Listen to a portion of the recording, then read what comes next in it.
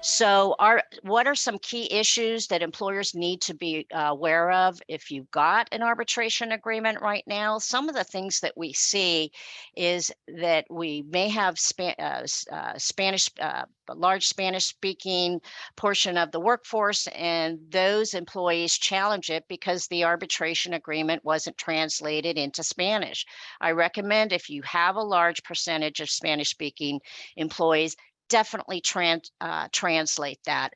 Even without the translated version, the English version, you can successfully still compel that employee to arbitration.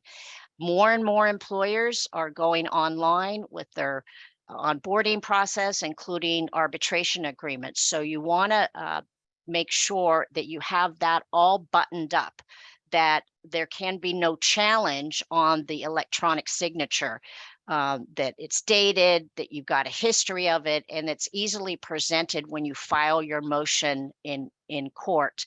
We do not recommend that you have arbitration agreements in a handbook. You want to have your arbitration agreements in a standalone document. That lessens the chance of a challenge saying that I didn't know what I was signing. It was buried in a 40-page handbook. These provisions don't afford me due process because it was buried in the handbook. And then obviously train your supervisors and HR personnel about the arbitrations. Make sure you have a setup how you process and store and retrieve these signed arbitration agreements. When a complaint is filed, you have to very quickly act to move to compel within 30 days. So if you have a difficult time finding where these arbitration agreements are, you may run past and miss that 30 days. So set it up in a way that they're easily accessible.